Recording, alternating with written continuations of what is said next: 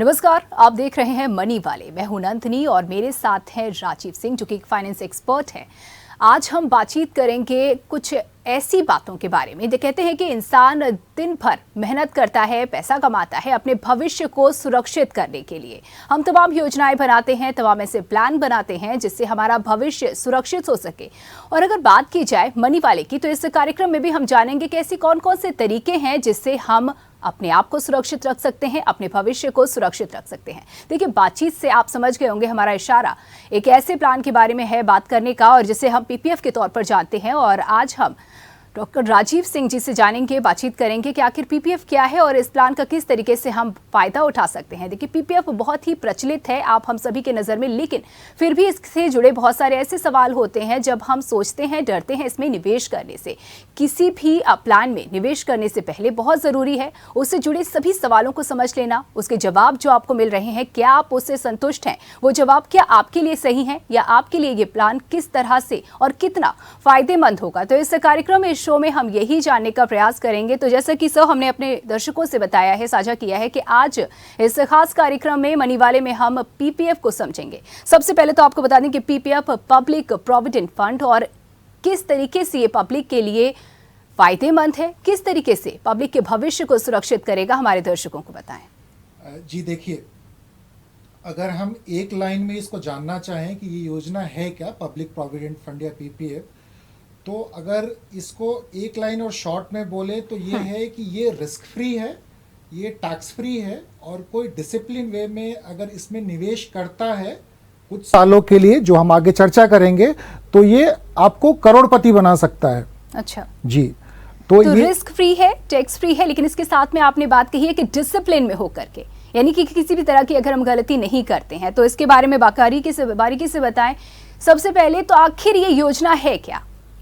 बिल्कुल, देखिए, ये सरकार की एक जो छोटी बचत योजना होती है उसी का एक प्रारूप है, जिसको हम बोलते हैं पीपीएफ अकाउंट बोलते हैं, पब्लिक प्रोविडेंट फंड होते हैं, जो इसमें निवेश कोई भी कर सकता है। कोई भी जो भारत का नागरिक है इसमें वो योग्यता रखता है निवेश करने के लिए, और उसमें ये निवेश कर सकता है। ये आप ये समझ लीजिए कि वेल्थ क्रिएशन, जो हमारे लॉन्ग टर्म के जो भी गोल्स होते हैं, जैसे आपका बच्चे के हायर एजुकेशन के लिए हो गया, ये बेटी की शादी के लिए हो गई, या बच्चों के बाकी बच्चों की शादी के लिए, या फिर हमारा कोई किसी का रहता है कि हमें घर खरीदना आगे चल के, तो हम एक ये इसको वेल्थ क्रिएशन के रूप में, लंबे टाइम के वेल्थ क्रिएशन, जो हमारा लॉन्ग टर्म जो गोल होता है, जो लक्ष्य होता है, उसकी प्राप्ति के तरफ मतलब हम आसानी से पहुंच सके, उसको आसानी से उसको हासिल कर सके, उसके लिए ये बहुत ही माकूल एक योजना है। यानी कि आम जनता की तरफ से, आम जनता ने, किसी शख्स ने एक लक्ष्य को निर्धारित किया जिसका बजट बहुत ज्यादा है, जिसके लिए हमें लंबे समय तक प्लानिंग करने की जरूरत है, उसके लिए भी इसमें इन्वेस्टमेंट किया जा सकता है। जी बिल्कुल, बिल्कुल आपने सही कहा। और जैसे शुरू में ही हमने कहा कि ये तो रिस्क फ्री है, रिस्क फ्री भी है और टैक्स फ्री भी है। इसमें वैसे भी लोग इसमें निवेश कर सकते हैं जिनकी इनकम ज़्यादा है, वो टैक्स भी पे करते हैं, या फिर वैसे भी लोग निवेश कर सकते हैं जो इसमें बहुत, उनकी आमदनी एक सीमित आय है, और लेकिन उनको भविष्य में कुछ बड़े रकम की जरूरत है, लेकिन इसका जो हम निवेश करेंगे उसमें ये अनुशासन होना बहुत जरूरी है। अनुशासन, डिसिप्लिन का मतलब ये होता है कि हम इसमें जो निवेश करें वो मतलब एक अंतराल के बाद मतलब करते रहें, ये नहीं कि हमने तय नियम के मुताबिक करते रहें। ये ना हो कि हमने एक बार किया फिर अगले 4 साल 5 साल या कुछ भूल गए फिर उसमें नहीं कर रहे, तो इसमें इसका कोई लाभ नहीं होने वाला है। हाँ, लेकिन अगर हमने इसको डिसिप्लिन वे में किया तो इसमें बहुत सारे फायदे हैं जिसकी हम चर्चा आगे करेंगे। जी, एक शब्द का इस्तेमाल कर रहे हैं आप जो बहुत ही लुभा रहा है, वो है रिस्क फ्री है। किस तरीके के रिस्क आमतौर पर एक फंड में होते हैं, इन्वेस्टमेंट के दौरान होते हैं, और इसमें हमें इस रिस्क फ्री जो आप जिक्र कर रहे हैं क्या देखने को मिलेगा? जी बिल्कुल, देखिए, रिस्क फ्री का मतलब ये होता है कि ये सरकारी योजना है और एक निर्धारित इसमें ब्याज दर है, तो वो ब्याज दर आपको मिलेगा ही मिलेगा, उससे कम नहीं मिलेगा, ना उससे कम मिलेगा ना उससे ज्यादा मिलेगा।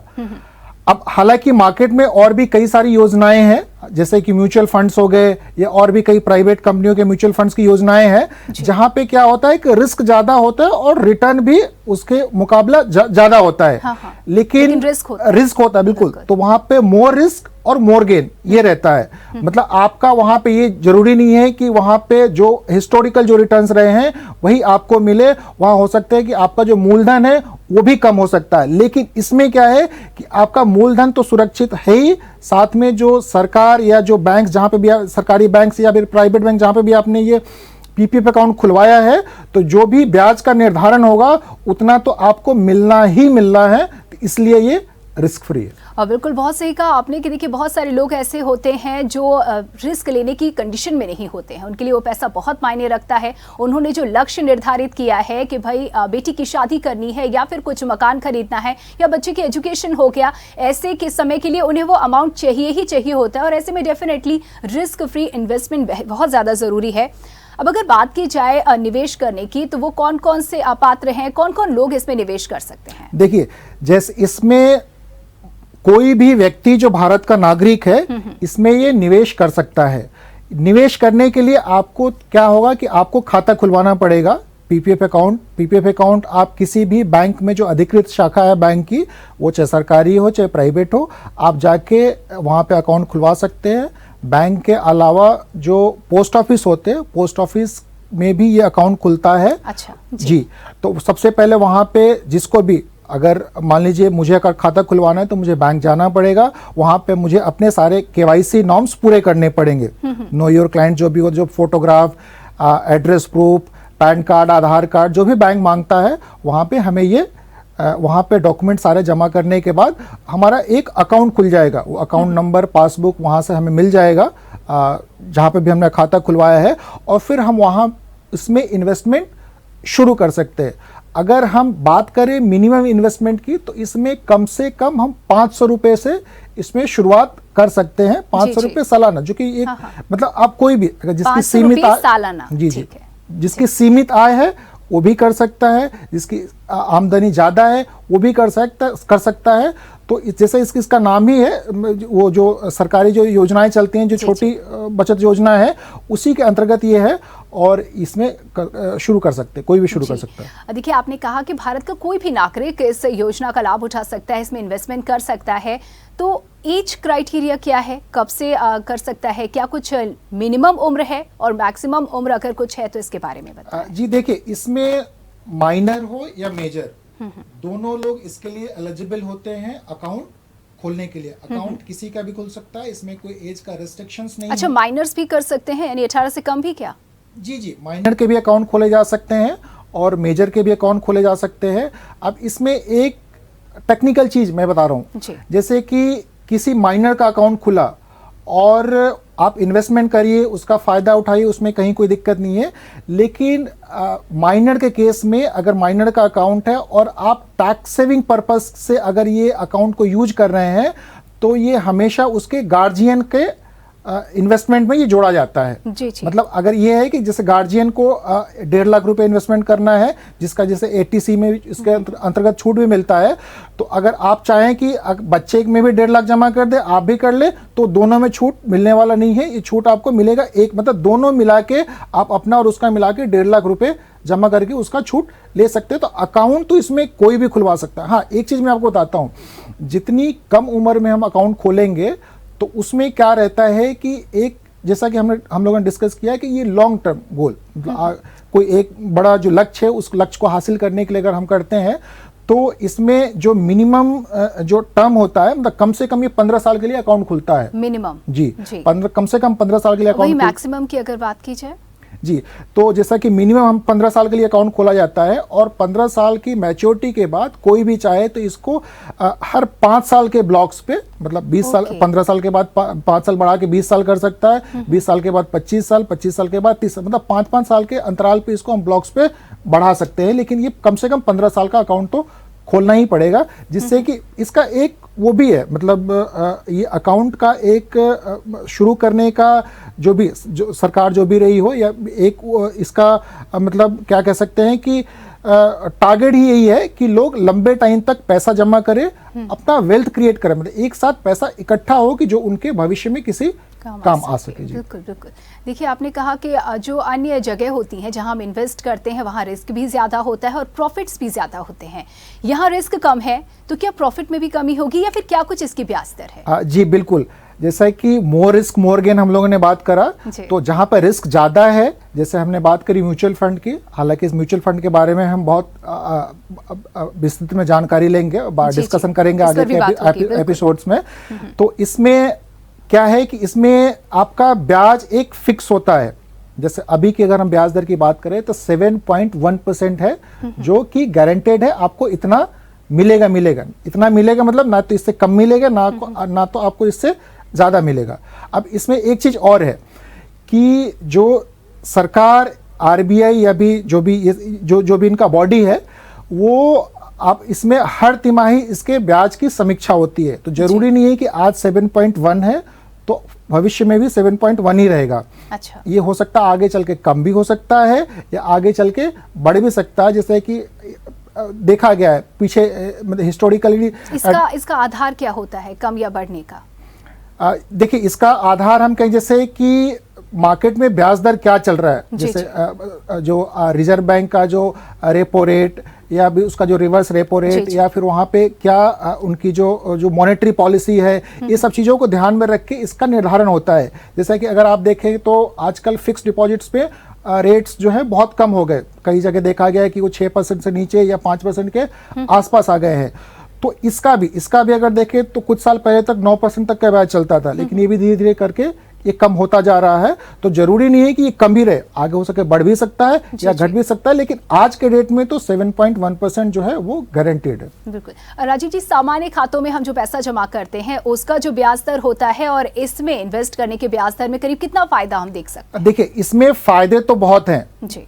अगर किसी का अगर कंपेयर किया जाए तो जी, अगर कोई फिक्स डिपॉजिट करता है, इन्वेस्टमेंट में फिक्स डिपॉजिट करता है, जो कि वो भी आपका रिस्क फ्री है, जी। तो हम लोगों ने बात करा है कि उसमें आपका 6% से नीचे ब्याज दर हो गया है। हाँ। कई सारे बैंक्स तो 5.5% भी दे रही हैं, तो 6% से ज्यादा तो कहीं पे भी नहीं है। तो एक तो क्या है कि अगर आप यहाँ पे करते हैं तो 7.1% है, मतलब आपको ब्याज दर ज्यादा है। दूसरा क्या है कि अगर आप फिक्स डिपॉजिट में इन्वेस्टमेंट करते हैं तो उसका जो ब्याज मिलता है, ब्याज में एक 10,000 से ऊपर जो भी इंटरेस्ट होगा उस पर टीडीएस कट जाता है, मतलब उस पर भी ब्याज देना, टैक्स देना पड़ता है। हालांकि जो टैक्स स्लैब में नहीं है, जो जिसकी टैक्स की लायबिलिटी नहीं होती है, वो बाद में उसको रिफंड ले सकता है, लेकिन वो वहां पे ये प्रावधान है कि आपको टैक्स 10,000 के ऊपर जो ब्याज होगा उस पर टैक्स देना पड़ता है। इस केस में क्या है कि इस केस में जो आप निवेश करते हैं वो भी आपका टैक्स फ्री होता है। वो 80C के अंतर्गत उसमें टैक्स की छूट मिलती है 1.5 लाख रुपए तक की। जो आपको इस पे ब्याज मिलेगा वो भी टैक्स फ्री होता है, और जो मैच्योरिटी राशि मिलता है वो भी टैक्स फ्री होता है। तो इनकम टैक्स में एक टर्म यूज किया जाता है ट्रिपल ई, मतलब एग्जम्प्ट, मतलब जो आपने पैसा निवेश किया वो भी एग्जम्प्टेड है, जो ब्याज मिला वो भी एग्जम्प्टेड है, और जो मैच्योरिटी की राशि मिली वो भी एग्जम्प्टेड है। मतलब अगर इसमें कुल मिला के देखें तो रिस्क फ्री, टैक्स फ्री के साथ ये आपका मतलब बहुत सारे इसमें ये फायदों के साथ ये आता कह सकते हैं कि टैक्स बचाने का एक अच्छा तरीका है ये भी। बिल्कुल। देखिए, टैक्स के लिए तो बहुत सारे इंस्ट्रूमेंट हैं मार्केट में, जैसा कि हमने एलएसएस की बात करी, ये है आपका पीपीएफ है, आप सुकन्या समृद्धि में भी टैक्स में छूट मिलता है, आपको एलआईसीज या जो भी लाइफ इंश्योरेंस पॉलिसीज होते हैं उसमें भी मिलता है। तो ये भी एक टैक्स मतलब जो 80C के अंतर्गत, मतलब टैक्स के लिए जो हम जो जमा करते हैं, जो सालाना जिसकी वो आपकी सीमा 1.5 लाख रुपए की होती है, उसमें ये वहां पे इसका फायदा लिया जा सकता है। जी। राजीव जी, आपने बताया कि मिनिमम जो अमाउंट है इसमें जमा करने के लिए वो 500 और मैक्सिमम 1.5 लाख है। अगर कोई ऐसा परिवार है, ऐसा शख्स है जिसकी कैपेसिटी नहीं है ज़्यादा अमाउंट जमा करने की, लेकिन वो चाहता है किसी भी तरह से मैनेज करके कि हम धन ज़्यादा जमा कर पाएं, क्या लोन की भी इस पर कोई सुविधा है?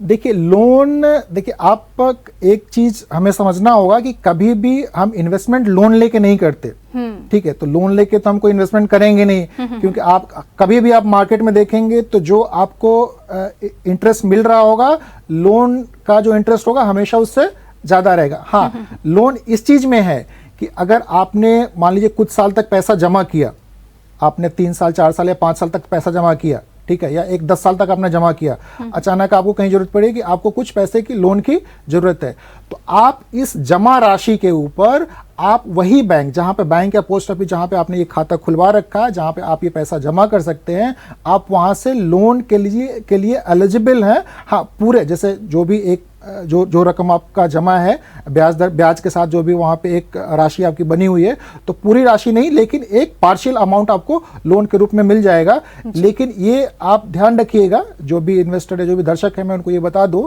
कि जो ब्याज दर आपको, जैसे पीपीएफ अकाउंट में जैसे आज 7.1% का ब्याज दर है, तो जो ब्याज दर आपको मिल रहा है तो हमेशा उससे ज़्यादा ब्याज दर पे आपको लोन मिलेगा, तकरीबन 1%, मतलब कम से कम 1% के ऊपर आपको, अगर आप 7.1% आपको इस पे ब्याज मिल रहा है तो आपको 8.1% आपको ब्याज देना पड़ेगा उस पर। जी बिल्कुल। देखिए, जिस तरीके से आपने बताया कि जितनी जल्दी हम इसमें खाता खुलवा लें, माइनर का भी आपने जिक्र किया यहाँ पर, उतना ही ज़्यादा हमें फ़ायदा मिलेगा। और ऐसे में अमूमन ये योजनाएं इसी तरह से होती हैं। तो ऐसे में अगर किसी की उम्र थोड़ी ज़्यादा हो गई है और वो क्या उनको भी फ़ायदा मिल सकता है, या फिर कितनी आप उम्र के लोगों को सजेस्ट करेंगे पीपीएफ में इन्वेस्ट करने के लिए? देखिए, बिल्कुल, देखिए, माइनर जैसे अकाउंट खोल सकता है, और जो नौकरी पेशा वाले लोग हैं या फिर जो व्यापारी वर्ग भी है, जो भी है, जहाँ जिनका इनकम का सोर्स है, वो इसमें खाता खुलवाए। हाँ, एक जो बहुत जिनकी उम्र ज़्यादा हो गई है, 55 या 60 इस तरह के जो लोग हैं, उनके लिए नहीं है, क्योंकि उनके लिए मतलब सजेस्टेड नहीं है, क्योंकि एक सीनियर सिटीजन के लिए एक अलग स्कीम है जो हम आगे निराश होने की उन्हें जरूरत नहीं है। तो इसकी चर्चा करेंगे। जैसा कि मैं आपको बताऊं, कोई 60 साल का व्यक्ति है, अब इसमें क्या है कि 15 साल तो मिनिमम लॉक इन है। अब 60 साल के व्यक्ति ने 15 साल के लिए पैसा लगाया तो उसकी उम्र कितनी हो गई? 75। अब वो 75 के बाद तो मैच्योर होगा, तो इसलिए जिसकी उम्र कम है वो पैसा लगाएगा तो ये ज़्यादा फायदेमंद है। और जिसकी उम्र ज़्यादा, मतलब एक 60 के आसपास है, तो उनके लिए सीनियर सिटीजन वाली स्कीम है, जिसकी हम बाद में चर्चा करेंगे, तो उसमें वो पैसा लगा सकता है। तो और एक चीज़ मैं, देखिए, इन्वेस्टमेंट के लिए एक चीज़ कही जाती है कि इन्वेस्टमेंट हमेशा स्टार्ट अर्ली और इन्वेस्ट रेगुलरली, मतलब आप जल्दी शुरुआत करें और उसमें निवेश करते रहें, तो इसका फायदा आपको, मतलब एक लंबे टाइम के बाद इसको बहुत ज़्यादा दिखेगा। जैसे कि इसी में आपको एग्जांपल देता हूं, मतलब बहुत आसानी से लोग समझ जाएंगे। एक छोटा एग्जांपल, एक बड़ा एग्जांपल देता हूं मैं। कोई व्यक्ति जो सक्षम है, जो 1.5 लाख रुपए हर साल जमा कर सकता है पीपीएफ अकाउंट में, और 25 साल तक जमा कर सकता है, तो जो मौजूदा ब्याज दर है जो 7.1% है, इस ब्याज के हिसाब से उनको 1 करोड़ से ऊपर रुपया मैच्योरिटी पे मिलेगा। ये उनके लिए है जो 1.5 लाख रुपए जमा कर सकता है। अब आइए निचले स्तर पे, वैसा व्यक्ति जो साल के या जो महीने के आपको 1000 रुपए जमा कर सकता है, तो मतलब साल के हुए कितने? 12। और अगर वो 30 साल तक के लिए जमा करता है तो उसको तकरीबन 12 लाख से ज्यादा रुपए उसको वहां पे मिलेंगे। तो ये आप वही है कि जितना ज्यादा इन्वेस्टमेंट करेंगे उतना आपको वहां पे रिटर्न मिलेगा। और जी, तो साल का इन्वेस्टमेंट जिस तरह से आपने बताया कि मिनिमम 500 और मैक्सिमम 1.5 लाख का ये हमारा जो है अमाउंट रहता है यहाँ पर, तो साल में कितनी बार कितना करके हम साल में इन्वेस्ट कर सकते हैं? देखिए, इसमें कोई ऐसा कोई रेस्ट्रिक्शन नहीं है। आप चाहें तो एक बार में भी 1.5 लाख रुपए जमा कर सकते हैं, आप चाहें तो उसको हर महीने भी कर सकते हैं जमा। आपके पास जैसे जैसे वो रकम आती है तो आप वैसे भी जमा कर सकते हैं। बैंक्स, ज़्यादातर बैंक्स, पोस्ट ऑफिस, इसमें ये भी आपसे जो भी निवेशक होते हैं उनसे ये मैंडेट ले लेते हैं। आप चाहे तो उनको मैंडेट दे दीजिए, ऑटोमेटिकली वो आपके बैंक से इतने पैसे हर महीने, जैसे अगर आपने बोल दिया कि हमारे अकाउंट से 10,000 रुपये या 5,000 रुपये या 1,000 रुपये आप हर महीने आप डिडक्ट करके और आप पीपीएफ अकाउंट में ट्रांसफर कर दो, तो वो आपसे मैंडेट ले लेंगे और वहाँ से पैसा डिडक्ट करके आपके वो खाते में चला जाएगा। दूसरी एक चीज़ ये है कि इसमें आप जो मोड ऑफ इन्वेस्टमेंट होता है, मतलब आप कैसे इसमें पैसा जमा कर सकते हैं, तो किसी के पास कैश है तो बैंक में जाके कैश भी जमा कर सकता है, चेक डीडी के थ्रू भी जमा हो सकता है। हालांकि आजकल ऑनलाइन का भी प्रचलन बहुत ज़्यादा हो गया है, चाहे छोटे शहर हो चाहे बड़े शहर हो, तो इसमें आप ऑनलाइन नेट बैंकिंग के थ्रू भी पैसा ट्रांसफ़र कर सकते हैं। जी, देखिए, मनी वाले में आज हम पीपीएफ को समझ रहे हैं। बहुत सारे सवाल हमने किए जिनके जवाब हमें मिले। मनी वाले देख रहे हैं आप, और आज हम समझ रहे हैं पीपीएफ को। देखिए, सब बहुत सारे सवालों के जवाब आप लगातार दे रहे हैं और मुझे पूरी उम्मीद है कि हमारे दर्शकों को इसका पूरा लाभ मिल रहा होगा। और मुझे तो उम्मीद है कि वो इसे नोट भी कर रहे होंगे कि क्या कुछ नियम इसके मुताबिक हैं, कितने लाभ आपको मिल सकते हैं और कौन सी सिचुएशन आपके लिए सही है। आगे बढ़ते हुए आपसे जानना चाहेंगे कि क्या एक ही शख्स अगर वो ज्यादा फायदा उठाना चाहता है, ये बहुत से लोगों की आदत होती है एहतियात के साथ और अतिरिक्त सावधानी बरतने की, अतिरिक्त लाभ उठाने की, तो एक शख्स क्या अलग एक से भी ज्यादा फंड में इन्वेस्ट कर सकता है? देखिए, अकाउंट तो वो चाहे तो ज्यादा खुलवा सकता है। हाँ। उसमें ऐसा कोई रिस्ट्रिक्शन नहीं, एक के बजाय 2 अकाउंट खुलवा सकता है। लेकिन अगर वो जैसे कि इसमें मेन है कि टैक्स छूट और इसमें ब्याज आपको 7.1% जो कि मौजूदा ब्याज दर है, ये फायदे की बात। तो फायदा उसको 1.5 लाख पे ही मिलेगा। 1.5 लाख से अगर ज्यादा करेगा तो पैसा तो वो कितना भी जमा कर सकता है, लेकिन उसको उसमें फायदे मिलने नहीं है। उसमें जो भी टैक्स रिबेट या फिर जो उसमें जो 7.1% का ब्याज दर है वो तो उसको मिलेगा नहीं। उसको खाली जो सेविंग में जो ब्याज दर रहता है, जो बचत खाते पे जो ब्याज दर रहता है, तो बाकी के उस पे उसको उतना मिल जाता है। अब कई सारे लोग ये भी सोचते हैं कि हमने अपने नाम पे एक खाता खुलवा लिया और हमने अपने बच्चे के नाम पे भी खुलवा लिया। तो उसके लिए अलग जमा कर दिया हमने अपने लिए अलग। लेकिन एक चीज सबको ध्यान रखना पड़ेगा कि वो बच्चा कोई वो अर्निंग तो करता नहीं है, उसके अर्निंग उसके गार्जियन जो है वो आप ही हैं। तो आप उस केस में भी 1.5 लाख रुपए का भी टैक्स में छूट ले सकते हैं। मतलब दोनों मिला के, अगर 2 खाते आपके अलग अलग हैं तो दोनों मिला के 1.5 लाख ही होगा। जब बच्चा बड़ा हो जाएगा, जो एडल्ट हो जाएगा, जब उसकी अर्निंग हो जाएगी, तो आप उस खाते को उसमें कन्वर्ट करा के फिर वो अपना पैसा जमा करे, अपनी छूट ले, हम अपनी छूट लेंगे। जी, ये तो बात होगी अगर बच्चा और घर का जो कमाऊ शख्स है, जो कमा रहा है, उनकी बात होगी। लेकिन अगर एक ही परिवार के हस्बैंड वाइफ मान लिया जाए या पिता पुत्र मान लिया जाए या माँ और बेटी, माँ बहू, कुछ भी इस तरीके से अगर 2 वयस्क हैं और उनका अलग अलग पीपीएफ अकाउंट है तो क्या स्थिति बनेगी? जी बिल्कुल खुलवा सकते हैं और खुलवाना भी चाहिए लोगों को, और इसमें कोई दिक्कत नहीं है। जो भी वयस्क लोग हैं, जो भी एडल्ट हैं, जो जिनकी भी अपनी इनकम है, वो अलग खाता खुलवाएं, अलग फायदा उठाएं। बिल्कुल इसी को प्रमोट करने के लिए तो गवर्नमेंट कह रही है कि ये जो योजना आज से नहीं है, बहुत ये जमाने से योजना है। तो गवर्नमेंट भी चाहती है कि सबकी सेविंग हो और वो बचत करें, और बचत का जो स्कीम चल रही है उसका फायदा उठाएं और अपने भविष्य को उज्जवल करें।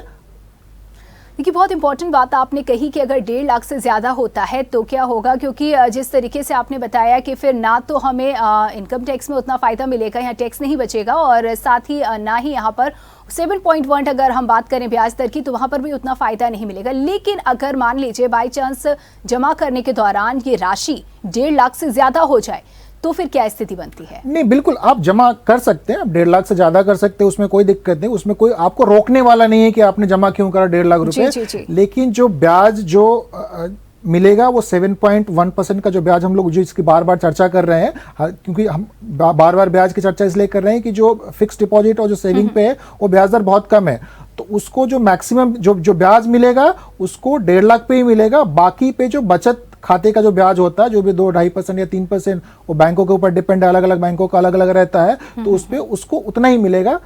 बाकी का फायदा उसको 1.5 लाख पे ही मिलेगा। जी जी, फिक्स डिपॉजिट की भी आपने बात कही कि ये फिक्स डिपॉजिट नहीं है, लेकिन यहाँ पर भी एक अमाउंट है जो हम सीमित समय के लिए, एक लंबे समय के लिए फिक्स कर रहे हैं, बीच में नहीं निकाल सकते हैं।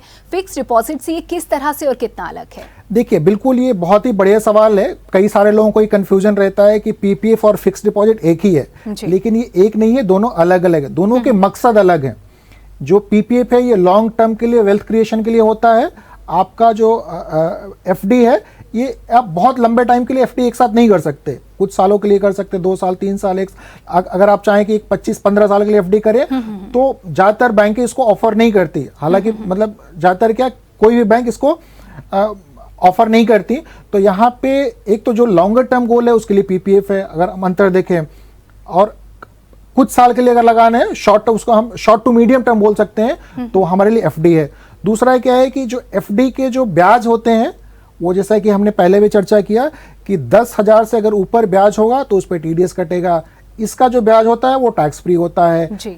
जो पीपीएफ होता है इसमें आपको 80C के अंतर्गत छूट मिलता है, जो हालांकि छूट जो लेता है उसको, सबकी आमदनी उतनी नहीं होती है कि हर आदमी इस पर टैक्स की छूट ले रहा है। दूसरा क्या है कि ज्यादातर जो एफडीज होते हैं उनमें कोई टैक्स रिबेट इस तरह के प्रावधान नहीं होते हैं जहां की आपको टैक्स में छूट ले सकें। तो ये बेसिक फर्क है। तो हम अगर पीपीएफ को अगर हम कहें तो ये देखें कि लॉन्गर टर्म में वेल्थ क्रिएशन के लिए एक इंस्ट्रूमेंट हो सकता है। हालांकि वेल्थ क्रिएशन के और भी इन्वेस्टमेंट अपॉर्चुनिटी है, इससे अच्छे भी हैं वहाँ पे, लेकिन रिस्क भी है और कम रिस्क वाले भी हैं। तो ये वेल्थ क्रिएशन के लिए हम ये कर सकते हैं। जी, ये कह सकते हैं कि कम रिस्क वाला वेल्थ क्रिएशन के लिए एक अच्छा इंस्ट्रूमेंट है जिसका हम फायदा उठा सकते हैं। उनमें से एक है 15 साल का मिनिमम। आपने इन्वेस्टमेंट की बात कही, क्या हो अगर 15 साल से पहले ही हमें इसे बंद करना पड़ जाए, रोकना पड़ जाए, या इसमें कुछ इंटरफेयर करना पड़े? देखिए, पहली बात तो कोई भी इसमें इन्वेस्टमेंट करने जाता है और कोई अगर ये सोच समझ के कर रहा है कि हमें लंबे टाइम तक करना है, तो कोई भी नहीं चाहेगा कि हम इसको 15 साल से पहले निकालें या उसको आगे ना बढ़ाएं। लेकिन किसी के साथ भी कोई ऐसी सिचुएशन या ऐसी परिस्थितियां आ सकती हैं जहां पे उसको पैसे की सख्त जरूरत है और उसके पास कोई ऑप्शन दिख नहीं रहा है कि हम कहां से पैसा ले आए।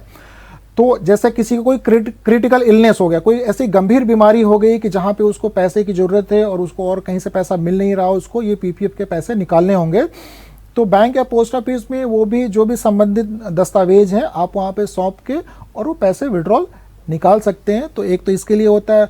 दूसरा क्या है कि एक हायर एजुकेशन के लिए भी, अगर किसी का बच्चा हायर एजुकेशन में जा रहा है, हालांकि इसमें लोन का भी प्रावधान होता है एजुकेशन में, तो आजकल एजुकेशन लोन वगैरह भी है, लेकिन यहाँ से भी हम विड्रॉल उसके लिए कर सकते हैं पहले भी।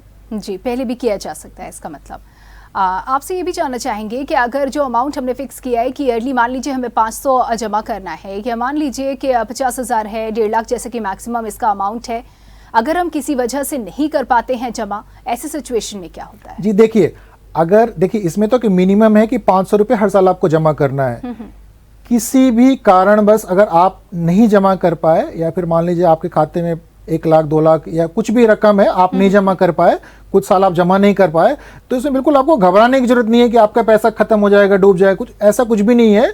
अगर आप मान लो 2 साल जमा नहीं कर पाए, तो जब आप तीसरे साल जमा करेंगे तो जो मिनिमम अमाउंट होगा वो दोनों को एक साथ मिला के आपको, मतलब कम से कम 500 हर साल का हुआ, तो 2 साल अगर आपने जमा नहीं किया तो 1000 रुपये ये, प्लस उस पर कुछ पेनाल्टी लगता है, वो पेनाल्टी के साथ आप जमा करेंगे, फिर आपका अकाउंट एक्टिवेट हो जाएगा, फिर आपका वैसे भी चलता जाएगा। तो इसमें कोई घबराने की जरूरत नहीं है कि अगर हमने जमा नहीं कर पाए तो ये अकाउंट, हमारा पैसा नहीं मिलेगा या बंद हो जाएगा।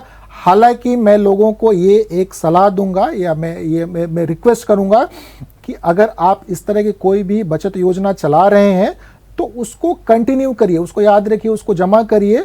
क्योंकि देखिए, आमदनी किसी की कम हो या ज़्यादा हो, अगर हम बचत की आदत नहीं डालेंगे तो हम वहाँ पे नहीं कर पाएंगे। जितना पैसा हमारे पास रहता है खर्चा हो जाता है, तो एक बचत के लिए हमें एक पैसा निकाल के अलग से, जो भी एक 10%, 15%, 20%, जिसकी भी जो सेविंग्स की एक कैपेसिटी हो सकती है, वो हम निकाल के वहाँ पे जमा करें और इसका लाभ उठाएं। जी, तो कंटिन्यू करना जरूरी है और डिसिप्लिन में रह करके करना जरूरी है। कुछ ऐसे स्मार्ट तरीके आप हमारे दर्शकों को बताएंगे कि इसमें किसी तरह की गलती ना होने पाए, यानी कि वो कंटिन्यू जमा करते रहें, या रिमाइंडर को लेकर के कुछ ऐसे तरीके, ऐसे आप एडवाइस देंगे हमारे दर्शकों? जी बिल्कुल, आजकल ये बैंकों में प्रावधान है कि जहां पे आप चाहें तो मैंडेट दे सकते हैं, जिसको क्या बोलते हैं, सिस्टमेटिक इन्वेस्टमेंट बोलते हैं। आपने बैंक को मैंडेट दे दिया कि हमारे खाते से हर महीने इस तारीख से इस तारीख के बीच में, जैसे 1 तारीख से 7 तारीख के बीच में, आप हमारे खाते से 500 रुपये, 1000 रुपये, 10,000 रुपये, जो भी आपकी कैपेसिटी है, आप वहां से पैसा डिडक्ट करके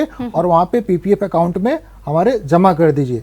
तो वहां पे क्या होगा कि आपको किसी, मतलब वैसे याद रहे ना रहे, बैंक तो वहां से काट, क्योंकि वो सिस्टम ड्रिवन चीजें हैं। लेकिन यहाँ अमाउंट एक हमें फिक्स रखना होगा ना कि इतना अमाउंट आप निकाल सकते हैं। जी जी बिल्कुल, ये तो आपको बैंक को पहले इंस्ट्रक्शन लिखित में ये देना पड़ेगा कि हमारे खाते से 5,000 रुपये, 1,000 रुपये, 500 रुपये, जो भी जिसकी कैपेसिटी है, इतना पैसा आप हमारे खाते से हर महीने निकाल के और हमारे पीपीएफ अकाउंट में जमा कर दिए। जैसे किसी का स्टेट बैंक में अकाउंट है, अब स्टेट बैंक में क्या है कि उसका सेविंग अकाउंट भी है, या सैलरी अकाउंट जो भी है, बिजनेस का जो भी अकाउंट है, साथ ही उसने उसी बैंक में अपना पीपीएफ अकाउंट भी खुलवा लिया है। तो बैंक, उन्होंने इंस्ट्रक्शन दिया, बैंक हर महीने या जो भी इंस्ट्रक्शन का जो भी प्रारूप है, वहां से उतना पैसा निकाल के आपके पीपीएफ अकाउंट में जमा कर दे रहा है। तो आपको याद रखने की भी जरूरत नहीं है, आपने एक बार इंस्ट्रक्शन दिया, वहां से अगर आपने हर महीने मैंडेट दे रखा है तो हर महीने वहां पे जमा हो जाएगा। या फिर अगर किसी को याद रह सकता है तो वो अपना जाके जमा कर दे। अगर मैं एक चीज इसमें बहुत ही बारीक चीज बताता हूँ, अगर कोई सक्षम है कि हम 1.5 लाख रुपए जमा करेंगे हर साल, तो उससे ये आग्रह है या उसको ये सलाह है कि ये फाइनेंशियल ईयर शुरू होता है अप्रैल को, 1 अप्रैल से को शुरू होगा और 31 मार्च को खत्म होता है। तो अगर वो 1, 2, 3 अप्रैल को अगर वो 1.5 लाख रुपए जमा कर देता है तो उस 1.5 लाख रुपए पे पूरे साल उसको ब्याज मिलेगा। जी जी। क्योंकि अगर आप लेट से जमा करेंगे, अगर आपने 5वें महीने में या दिसंबर में जमा किया तो जितने महीने बचे उतने का ही ब्याज मिलेगा। अगर आपने शुरू में किया तो पूरे का ब्याज मिलेगा। तो अगर आपके पास इकट्ठा पैसा है तो आप कोशिश करिए कि 2-3 अप्रैल को जमा कर दीजिए। अगर आप मंथली भी करते हैं जमा तो कोशिश करिए कि 5 तारीख के पहले, अगर 5 तारीख के पहले आप जमा करते हैं तो आपको पूरा ब्याज मिलेगा उस पर। ये एक स्मार्ट तरीका, एक ट्रिक आपने बताई है ज्यादा से ज्यादा फायदा उठाने की। देखिए यहाँ पर जो हमारे दर्शक हैं, शुरुआत में ही आपने जिक्र किया था उन डॉक्यूमेंट्स का जो पीपीएफ अकाउंट को खोलने के लिए लगेंगे, तो मैं चाहूंगी एक बार फिर से आप हमारे दर्शकों को अगर उन डॉक्यूमेंट्स के बारे में बताएं, और अपने दर्शकों से उम्मीद करूंगी, अनुरोध करूंगी कि आप कृपया कागज और पेन निकाल लें और इसे नोट कर लें। जी जी जी। पहली बात तो ये, आप बैंक या पोस्ट ऑफिस में जो भी इसके लिए अधिकृत शाखा है वहाँ पे ये अकाउंट्स खुलते हैं, और वहाँ अकाउंट खुलने के लिए जरूरी नहीं है कि आपका बैंक अकाउंट वहाँ पे ही होना है। आप जाके सीधे पीपीएफ अकाउंट खुलवा सकते हैं, या फिर आप साथ में बैंक अकाउंट खुलवा लें वहाँ पे तो और अच्छी चीज़ है, आपको दोनों एक साथ ही हो जाएगा। या फिर जहाँ पे आपका बैंक अकाउंट है वहीं आप पीपीएफ खुलवा लीजिए। इसमें आपको केवाईसी नॉर्म्स पूरे करने पड़ते हैं। केवाईसी को हम बोलते हैं नो योर क्लाइंट्स, मतलब जो भी खाते खोलते हैं, जो भी बैंक है या फिर जहाँ कहीं भी खाते खोलते हैं, तो उनको ये होता है कि अपने कस्टमर के बारे में जाने कि कस्टमर, तो जानने के क्या तरीके होते हैं। आपकी फ़ोटो चाहिए, आपकी आइडेंटिटी की प्रूफ चाहिए, आपका एड्रेस का प्रूफ चाहिए। तो कुल मिला के जो चीज़ें होती हैं, जहाँ पे आप पैन कार्ड आपका दे सकते हो, आप आधार कार्ड दे सकते हैं, आप राशन कार्ड दे सकते हैं, आप पासपोर्ट दे सकते हैं, आप वोटर कार्ड दे सकते हैं, जो कि सबके घर में आसानी से ये सारी चीज़ें उपलब्ध है। जी, मुझे लगता है कि हमारे दर्शकों के पूरे डाउट्स यहाँ पर पीपीएफ से रिलेटेड क्लियर हो गए होंगे। बहुत बहुत धन्यवाद राजीव सिंह जी आपका, आपने इन तमाम जानकारी हमारे दर्शकों से साझा की। तो मनी वाले में आज इतना ही, अगले किसी और विषय को लेकर के हाजिर हो जाएंगे। दीजिए इजाजत, नमस्कार।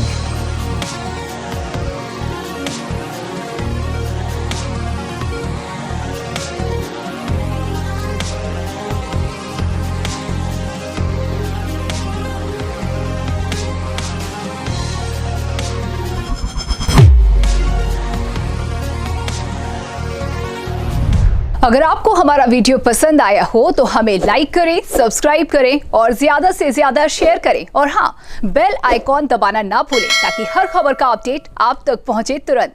आप हमें इंस्टा, ट्विटर और फेसबुक पर भी फॉलो कर सकते हैं। हमारी आईडी है @JMT News Flash।